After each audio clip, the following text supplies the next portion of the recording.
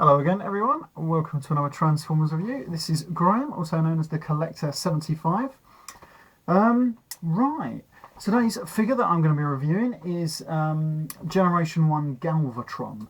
Now then, this isn't the original one. The one I'm going to be concentrating on is of course the reissue from, I can't remember now, 3 or 4 years ago maybe. Let me bring it on. Here's his box. There you go, lovely reissue box this. I originally wasn't going to get this, mainly because when I first heard they were doing it, you know, I thought, well, I had Generation 1 Galvatron, my original one from when I was a kid, so I didn't know, and it wasn't the best figure in the world, so I wasn't going to get it. But then I found out they were going to recolour it into the movie colours, proper animation colours, and also give him a few little extra bits, and so I picked him up. Which is strange for Takara, because normally that's what eHobby does with a figure once they've reissued it, so I'm surprised about that. Of course, eHobby did do one. They just reissued it in the exact same colours as the original Generation 1. But they just called theirs Galvatron 2, which was the Galvatron out of the comics from the American series from about number 70 odd from that period, I think. Supposedly that one. Came with a few extra stickers and a green matrix. Right, anyway, let me bring on the original box, because I'm going to do a comparison with my original Galvatron. As you can see, the box, this is my American box, of course, or British box, whatever you want to call it. Yeah, as you can see, different artwork, of course. This one takes artwork from a comic, I believe, from where he's emerging out of the lava from the 3rd series of the cartoon. Anyway, yeah, this is his box. Really nice box, polystyrene in it and everything. Pretty good. Right, let me bring him on. Here we go. This is Galvatron. Animation, colours, whatever you want to call it. As you can see, they've completely gone overboard. Well, not overboard, but they've gone proper colours this time. As you can see, all the main body now is in purple. Light sort of purple. The legs are still grey, as with the original. Let me bring on my original toy, because I've got them both here. And then we can do a nice little comparison with them. Here we go, see, there we go, you can get the difference between the colours and everything. The barrels are mainly the same colour. This one just looks more brighter because it's sort of newer. This one is like proper 20 years old, well 23 years old now, 1986 is it? I can't remember now, who knows. Anyway, there we go, see, proper decent comparison there. Yeah, so right, now then I'm just going to show you the lights and sound effects that was on the original one, because they've changed it for the latter release. Now here we go. That is probably about the best sound out of all these, to be honest. Now then, we have a little switch just in here, and we've got 3 different sound effects. We turn it to the centre and we get this horrible high-pitched scream, which I'm not very keen on. And then to the opposite end of the spectrum, we turn it one more little notch and we get this horrible droning sort of thing. Looks like it's out of an old Commodore 64 game, to be honest with you. So there you go.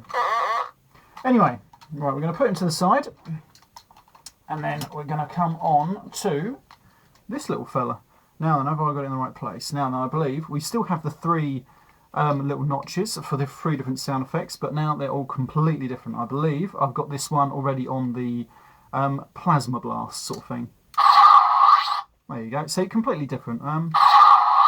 Pretty good, I thought. Right, there we go. Now then, if we turn it to the central one, we get the one of the best.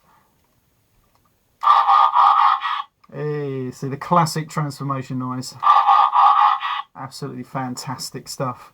Now then, if we turn it once more, we start getting actually phrases, but unfortunately, because this is a Japanese release, I can't understand a thing he's saying. Yeah, see? Yeah, well, I never knew that. Yeah, man, transform.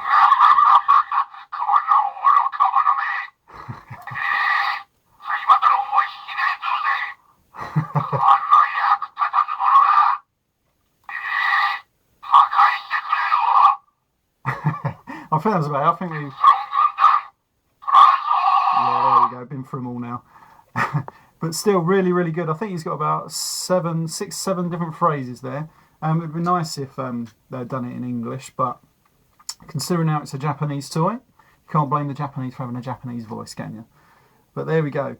I actually do really like this recolour. I'm not too sure. I'm a bit still undecided on the figure. When I had this when I was a kid, I wasn't overly impressed with it, mainly because you don't really transform it like you just sort of move the arms and the legs about a bit, and that's sort of it. And you just take the gun out and put it on his arm, and it wasn't.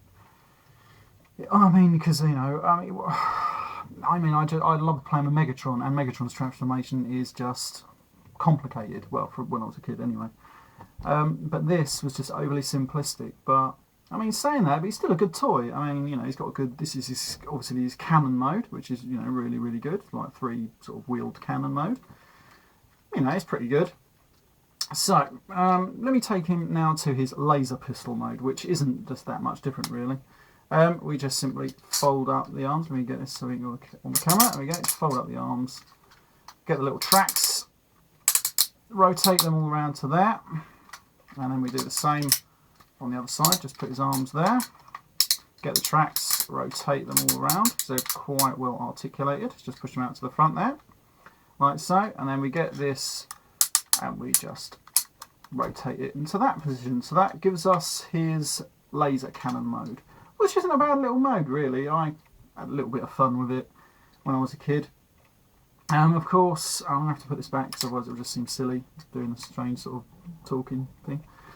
Yeah, so it's got the trigger, of course, just down here. There we go, which then will work. Yeah, it looks pretty good, actually. Yeah, so I had a bit of fun with that mode. And not too bad at all, really. Right, now then. There we go, just give you a like 360 view. He didn't really appear much in the comic in this mode. I think it's only like once I remember him in the comic, maybe twice. Yeah, once in Target 2006, I think, when he's in, I think, Cyclonus in the next one, about 2 years later, when he's just hiding in the human population. Oh, pardon me. Anyway, right, let me take him to his robot mode, which is, to be honest, not too bad, really. Right, we're going to take the little gun out. Just pop that down there for the minute. Now then, we extend the legs, pull them out, and then we are going to turn him around like that. So he's nearly done already, unfortunately. Right, then we just separate the legs, and then we're going to just ease them out at the groin section, and they just slide across. Kind of like Shockwave, but with no bits in the way, so you can't snap them. So that was handy. Right, and then we get his little toes. We just flip these out. These are actually, because I've hardly ever transformed this fella, so they're quite stiff still. We go to flip his little toes out. Oh, there we go. Now then, we do a 180 rotation, like that. Then we get this section, and we just bring it up, and it's on a little sort of a strange double hinge thing, and then we just flip it up into place, just like that, and then we fire the little mechanism. And then we just get this section, we push it all the way down. Now then, there we go, and we just get the handle section, and we just flip it all the way up to his back. Now then, we get the arms, fold them out, and inside there we've got his little hands, and then we just flip them out, like so, and like so. There we go. Keep that down there. There we go. Right, there we go. That's Galvatron. Now then, we get this, the bit that can't go anywhere on his his cannon mode, and then we're going to pop that in there, and that is going to go on his arm, just like that. It just sort of fits into 2 little slots. So there we have it. There's Galvatron. Now I believe when we push the button, his eyes will light up. There we go. Can you see? There we go. And he's got his articulation sort of in the knees. Does he bend at the knees? I can't remember. Yeah, there we go. Bends at the knees, like so. You probably can get the legs through. I'm not going to do it on this one because they're really stiff and it will take me half out to get them to move. But the arms will rotate up and down. Oh, that bit just keeps on moving, doesn't it? There we go. They'll rotate there. Plus he's got little elbow joints and everything that goes in and out and up and down. And he does have another gun, which can go in there, like that, which is pretty good because he's a pretty heavily armed robot. Now then, the coup de grace on this release was, of course, this. Probably the best little thing that you could get released with any sort of figure, really, which was the Matrix. But this is the Matrix from the movie, where he has already stolen it from Ultra Magnus and put it on a little chain. And of course you can put this around Galvatron's neck as a really cool little pendant or medallion. So he's about to hit the discos with this.